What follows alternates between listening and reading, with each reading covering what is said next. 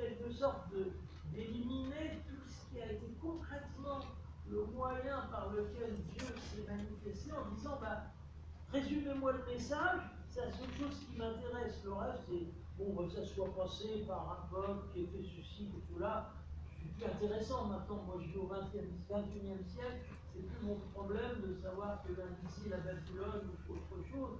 Ah, dites-moi ce qu'il faut que je croie sur Dieu, puis c'est l'essentiel. Mais justement pas. La Bible ne nous donnera jamais ça. Si nous voulons être sérieux avec elle, il faut que nous cheminions pas à pas avec ces textes pour essayer de voir comment ils disent les choses. Parce que c'est souvent cette manière de nous la dire est aussi importante que le contenu notionnel, intellectuel que nous pourrions en tirer. Est-ce que je suis clair? Oui, moi je veux bien que c'est selon lui qui avait laissé son peuple. Après, oui. Ah oui, alors on pourra regarder le deuxième partie du chapitre d'Isaïe, après si on a du temps. Mais là pour l'instant, je voulais me concentrer sur ce magnifique oracle du début du chapitre 2. Alors parce que l'autre partie est extrêmement différente. Enfin, si vous voulez, on la regardera après.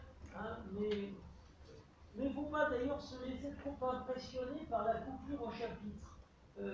La Bible a été divisée en chapitres à une date assez récente, c'est au Moyen-Âge. C'est pas d'hier quand même, mais par rapport à la Bible, c'est très récent.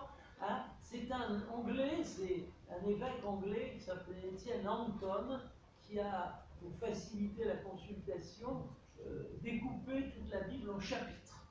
Et depuis, tout le monde passe par ce découpage, mais il répondait à des raisons qui étaient assez extérieures.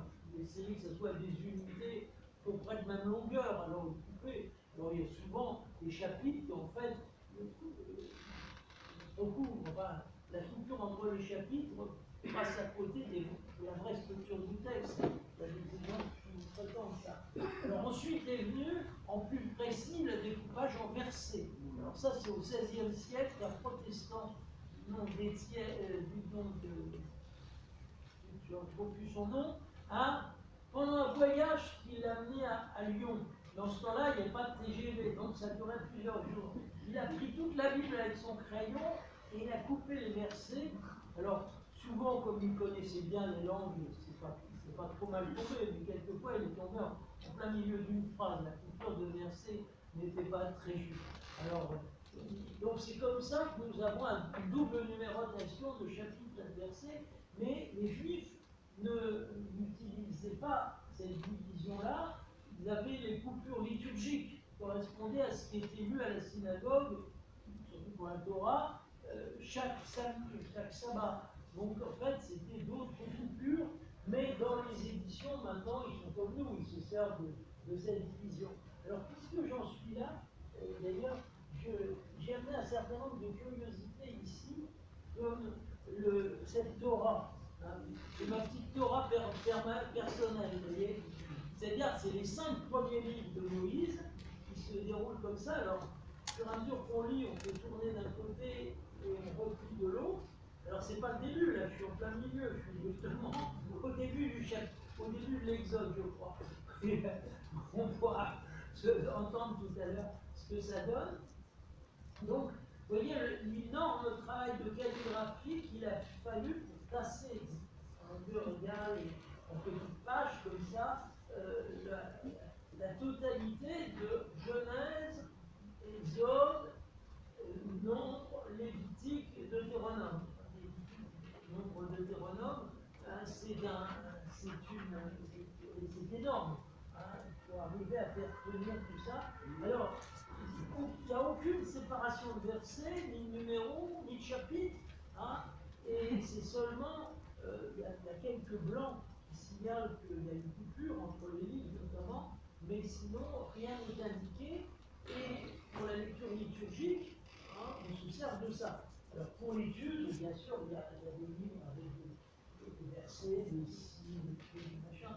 Mais ça, c'est la lecture liturgique qui se fait comme ça, et qui permet de se faire une idée du texte. C'est en hébreu, votre texte? Pardon? Il est en hébreu, votre texte? Oui, en hébreu. Oui. Dans l'évangile, on dit Jésus ouvrit le livre et lut. Voilà, c'est ça. Bah, il a pris le rouleau d'Isaïe. Oui, mais Il est allé au chapitre 52. comment il a ouvert? Comment il a ouvert? Il a tourné. Ah bah, ouvrir, c'est exactement ça. C'est ce que j'ai fait là. J'ai ouvert le livre ici. J'ai ouvert le livre à cet endroit-là. Hein, pardon. Eh ben, comme on lit de droite à gauche, donc on avance comme ça. On déroule progressivement comme ça. En fait, c'était fait pour du papyrus parce que les livres anciens avaient une taille, j'ai pris. Le papyrus, c'est une plante. Donc, on déroulait une tige, une sorte de roseau, pas de roseau, je ne sais pas comment dire, enfin, un papyrus, c'est ce que c'est. Hein.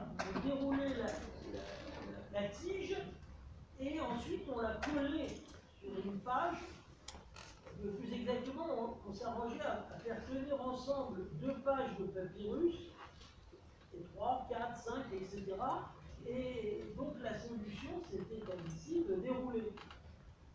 Les chrétiens, quand ils ont eu un usage des Écritures, et spécialement du Nouveau Testament, qui commençait à circuler, ils ont préféré un autre système qui est le codex, c'est-à-dire une lecture dans laquelle il y a des pages qui permettent de revenir aisément en arrière pour rapprocher 2 passages. Parce que là, c'est très difficile. Quand on veut revenir en arrière, il faut tout dévider. Tandis que les pages, nous savons bien, c'est ce qui nous permet de revenir en arrière. Donc le christianisme a fait le succès du codex. Le codex, c'est typiquement le support chrétien des Écritures. On a abandonné assez vite le volumen. Ça, c'est exactement le volumen. Volvere, ça veut dire rouler. Hein, le volumen, on a quitté le volumen pour le codex, et qui a Flores, puisque jusqu'à maintenant, c'est comme ça que se fait l'impression des livres. Avec l'informatique, on retrouve un autre mode de déploiement horizontal qui se rapprochera à la limite davantage du volumen. Donc tout ça, Dieu est passé par un certain nombre de moyens qui ne sont pas neutres. C'est-à-dire que si nous voulons essayer de comprendre, il faut que nous ne négligions pas l'enracinement de toutes ces choses. Parce que sinon, ce qu'on prélèvera sera pauvre. Bien sûr, il faut lire Isaïe et comprendre quand même un certain nombre de choses comme ça à la lecture. Mais si je ne fais pas l'effort de rentrer dans la manière dont ça a été dit, je laisserai quand même aussi passer beaucoup de choses. Vous admettez donc que les évangiles des origines aient pu être composés selon les mêmes principes de rythmique, de psychopathie, mais sauf que comme c'était du grec pour la plus grande partie, ils obéissent à une logique du grec, qui n'est pas exactement celle des langues sémites. Je sais bien, on ne va pas aller dans le débat qui est houleux sur la question. Mais bah, je crois qu'on ne peut pas dire qu'on nier que Saint-Luc, par exemple, est en grec, ça c'est impossible. On voit bien qu'il y a d'autres méthodes, d'autres approches. Quelqu'un m'a fait remarquer que le pater, notamment en grec, c'est étonnant. Enfin, il y a quelque chose, alors on ne peut pas dire que Jésus a été en grec, ça je ne pense pas, mais malgré tout, on voit que le grec du Nouveau Testament, alors il y a d'autres lois, d'autres principes, a aussi sa beauté et sa profondeur. Alors, conclusion, vous voyez tout ça, c'est que le contexte, les coutumes, les manières de parler, le style, toutes ces choses font partie du contenu même de notre foi. Il ne faut pas considérer que ça soit étranger. De même que, prendre un exemple énorme, mais de même que pour nous, l'Eucharistie est liée à certaines manières de manger. Pas de riz, c'est pas du manioc, c'est du pain et du vin. Eh bien, de la même façon, jusqu'à un certain point, l'Écriture adhère en quelque sorte à tout ce qui a servi à l'exprimer, à lui donner sa consistance, et que même nous pouvons essayer de considérer qu'il y a là. Alors ça ne veut pas dire justement qu'on ne peut pas la traduire, Parce que si on poussait jusqu'au bout ce que je vous dis, vous direz, bon, bah, alors très bien, il faut qu'on se mette tous à l'hébreu, on lise tous l'hébreu, sinon on ne comprendra rien à la Bible. Donc il faut. Non. D'un autre côté, le phénomène de traduction a toujours existé. Au sein de la Bible elle-même, on sent qu'il y a un phénomène de traduction. Il y a des passages, d'abord tous les morts en hébreu, il y a des passages en araméen, il y a des passages en grec. Donc on voit bien que très vite, l'écriture a été traduite et que d'une certaine manière, elle existe même par la succession des manières de l'exprimer. La traduction grecque, par exemple, de l'Ancien Testament a été une étape décisive, parce que la nécessité de traduire des notions sémitiques dans une autre langue, la langue grecque, par exemple, a obligé à cerner le mot et parfois de tenter un équivalent dont on peut se demander si c'était plus approprié. Exemple classique, il y a deux exemples classiques. Là. Justement, il y a le mot Torah, qu'on a traduit par loi. Aujourd'hui, les rabbins disent que c'était un malheur, c'est une catastrophe qu'on ait fait cette traduction, c'est presque aussi grave que le péché d'Adam. Donc, on considère que c'était un. Et puis, il y a le mot justice, tzedaka en hébreu, qu'on a traduit par justice. Et, parce que c'est un mot extrêmement riche, tzedaka en hébreu. Par exemple, j'ai eu une surprise un jour, c'est en Israël, je voyais un tronc pour donner de l'argent, pour glisser de l'argent, et au-dessus était marqué tzedaka, ça veut dire justice. Et en fait, justice voulait dire quasiment charité, là. C'est-à-dire deux mots qui d'habitude chez nous ne sont pas exactement synonymes. Mais tzedaka, ça veut dire l'attitude juste de l'homme, l'attitude droite de l'homme. Si vous êtes un homme droit, il faut que vous ayez de la miséricorde pour votre semblable. Donc le tronc marqué tzedaka.